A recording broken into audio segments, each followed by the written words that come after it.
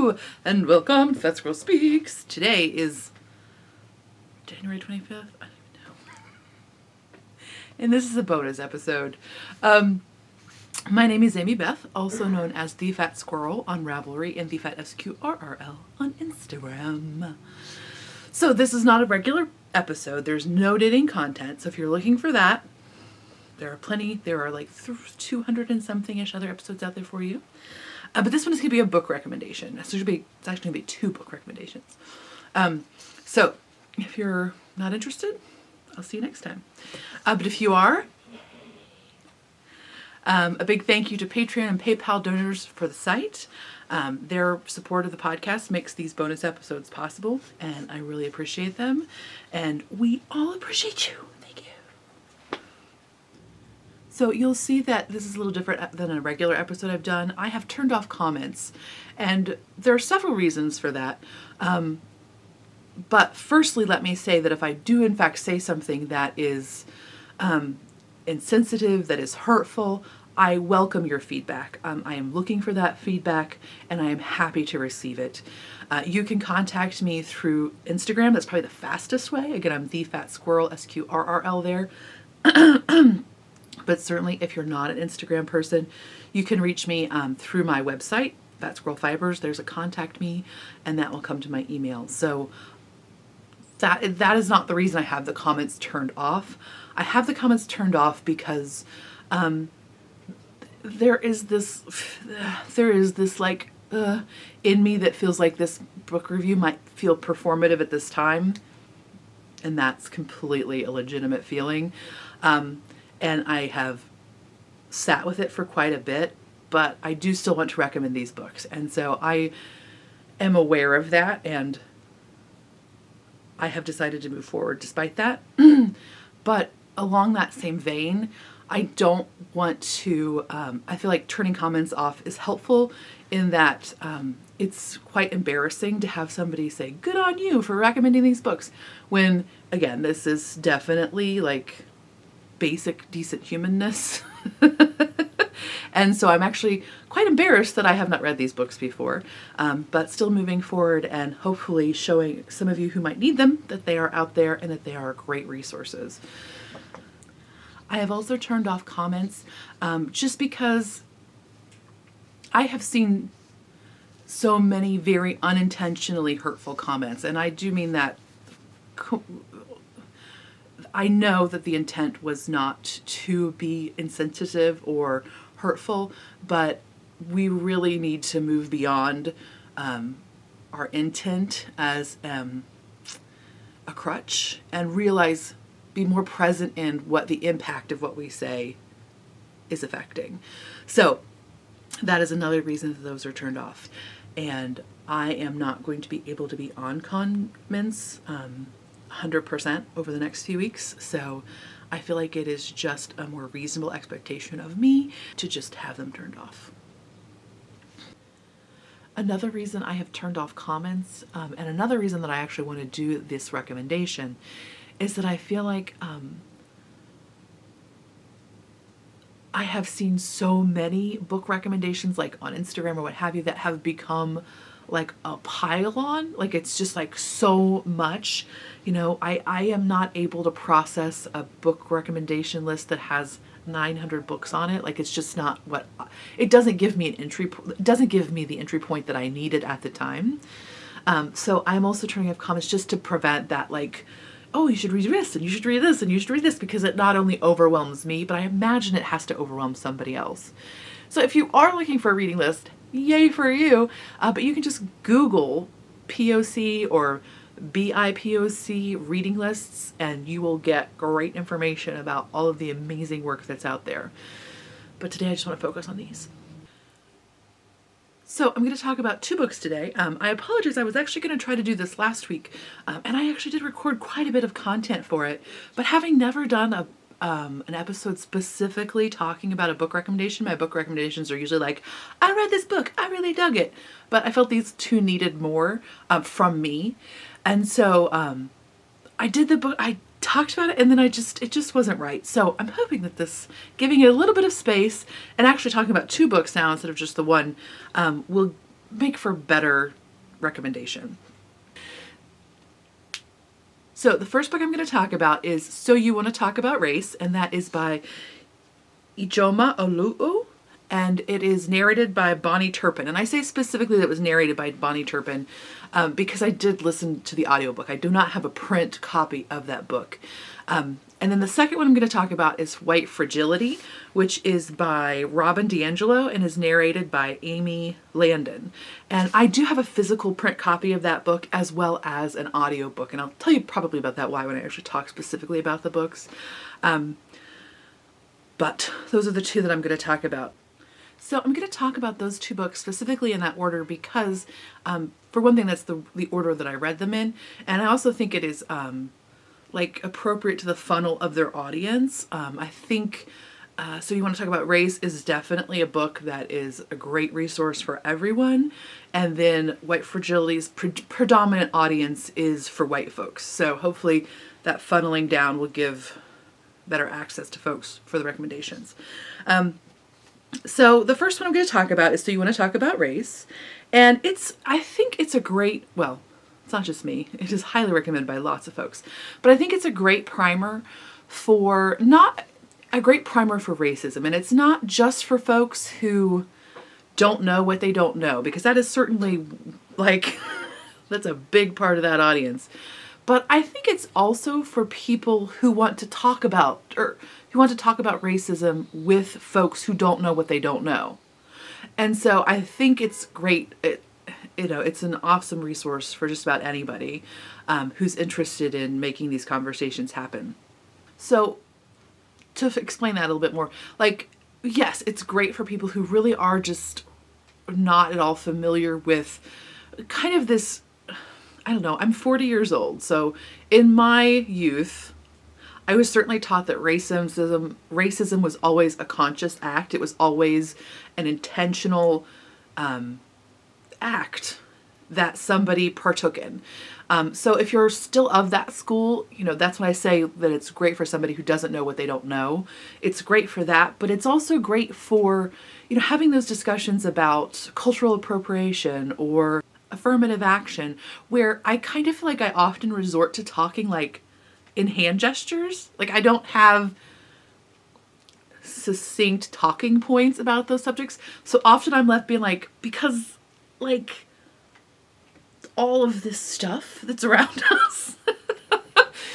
So if you've ever, if you find yourself in any of those positions, I think it's a great book because she does present, for example, I will go ahead and tell you what the chapter titles are, because quite frankly, I think that that's enough to sell it as a recommendation. Chapter titles are, Is It Really About Race?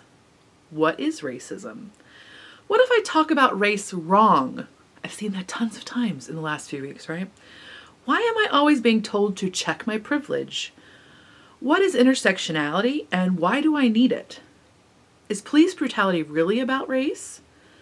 How can I talk about affirmative action? What is the school to prison pipeline? Why can't I say the N-word? What is cultural appropriation? Why can't I touch your hair? What are microaggressions? Why are our students so angry? What is the model minority myth? But what if I hate Al Sharpton? I just got called racist. What do I do now? Talking is great, but what else can I do? So those are the chapter titles. There's 17 chapters. The book is, she has a very journalistic writing style, and that's where her experience is coming out of. And so the chapters are very succinct. For example, in the audiobook, the chapters are anywhere from 20 to, I think, 35 minutes or so. So they are presented in a journalistic manner, which I think is completely appropriate for this material. It has such a gravity on its own. It doesn't need author flourishes. Do you know what I mean? It is presented to you, which I think is so important because it's presented to you. It is an offering of truth. It's an offering of perspective. And then it is completely your responsibility to not just learn it, but to integrate it, to look further into the subjects, because it is definitely a 101 course. Like, it is definitely a survey of racism in our current culture. It's not in any way going to dive down deeply. Again, you can see it's 20 to 30 minutes in a chapter, but I think that's a wonderful experience for somebody who doesn't know what they don't know, because it's very, very easy when you're approaching this without any sort of base knowledge, as a lot of us have the privilege to do. It's very, very easy to get so overwhelmed by not only information, but again, that intense weight of the information. To have these definitive pockets is so helpful, but it's also really helpful for those of us who maybe do have some experience with these topics or have some knowledge of these topics, either or. It's really great to see how they are presented to somebody who doesn't know what they don't know, because that's usually, that's often who I'm talking to about something. And so it's great to have that concise, that distillation gives you access. It just doesn't give you access to the information, which is important. But I think also for those folks who might have some sort of understanding or familiarity or awareness of these topics, it also then gives you tools through that presentation to talk to other folks, to speak up in a situation where you might not have felt comfortable enough in your knowledge prior to this. Most specifically, when I'm talking to other white folks about microaggressions or cultural appropriation, or when they are coming to it without that perspective. So I think it's really a great and helpful text. So that's just a really basic recommendation of So You Want to Talk About Race. I think the book speaks for itself. I think it is highly appropriate for anybody in our community to read, especially as we are moving forward. I see in comments over and over and over, and I have felt myself, well, I don't know what to say, or I don't know how to say it. And we need to move beyond that being a place for silence that is not helpful into a place where we can feel empowered to speak up when we need to, and to present ourselves in a way that is helpful and welcoming to everybody in our community. So now I want to talk about White Fragility by Robin DiAngelo. And first I want to acknowledge that there is a definite, I think that there is a definite change in audience. I think this book is primarily written for a white audience. It doesn't mean that it's not accessible to another audience, or that it is disrespectful for another audience, or it's exclusionary of another audience, but it is certainly geared toward white folks. I also acknowledge that I have a different perspective in terms of, I feel like I listened to So You Want to Talk About Race in almost a first aid kind of manner. Like, I feel like I just inhaled it. I just absorbed it so quickly, both because of the writing style, but also because of the time on which I read it, the atmosphere. So I feel like I definitely am going to revisit that and perhaps revisit it in written form, but I acknowledge that there is a difference in how I consumed these two books. I actually originally started to listen to this audiobook. It's narrated by Amy Landon. But there's a definite, not only change in audience, but change in writing style. Again, the Ijeoma Oluo is a very journalistic writer. That's her history, and that is how her material is presented. Whereas Robin DiAngelo is an academic, and it is presented in an academic style, which I will completely admit that I sometimes have pushback against because of my own bias. It is not anything wrong with either of those. It's just a personal thing. So I started to listen to it. It doesn't have anything to do with the narrator. She was lovely. And I did listen to other parts of the narrated book. But the initial wall of academia was just too much for me. So that bias is my own, and I acknowledge it. But I didn't want that bias to stop me from learning what the book had to offer, because I knew that I wanted to. So I decided to have a print copy of the book, and that actually helped me quite a bit to move through the text. I think just the ability to, again, to slow the absorption because of the writing style was necessary for me. And so the physical copy of the book helped me with that personally.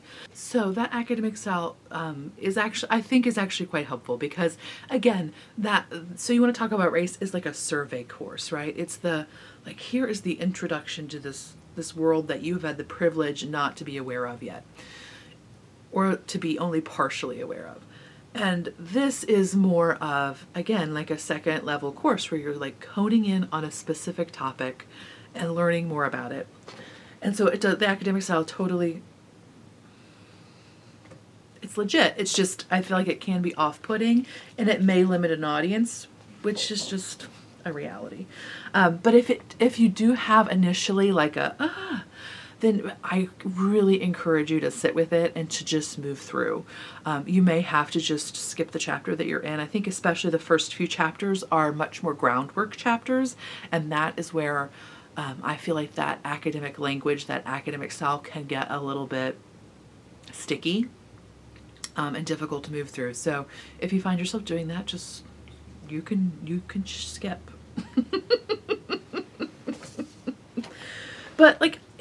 But it's also very helpful, I think, for really giving lots of flesh to terms. Yes, you can totally Google a term. Yes, you should totally Google a term when you don't know what it means. But sometimes it's helpful to have a larger framework for that term. Like, where is that term, to give it more context? Like, where is it located at? Where did it originate from? What is, again, to flesh that out in a deeper way so that you can have a deeper understanding. And so as I did with So You Want to Talk About Race, I'll read you the chapter titles.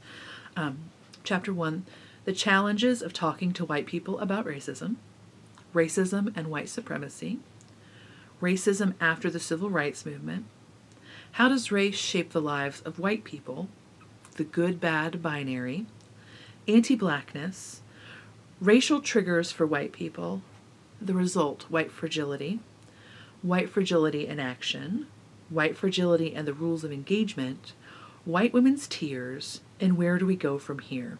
So, again, I think that the chapter titles sell it, right? They give you access, again, in depth to many more topics. And again, it is also a very short book. This book is only 150-ish pages.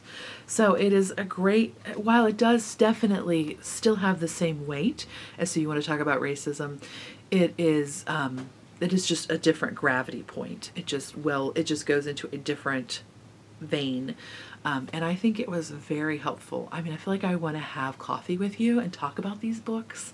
And I want to say, oh my gosh, can you believe what she said there?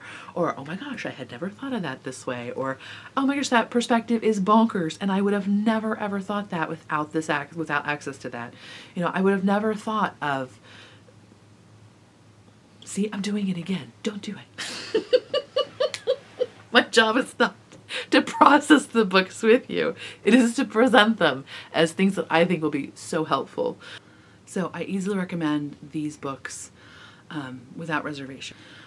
I would say that they're easily in my top 5 of the last 5 years in terms of formative, introspective, growth books for me.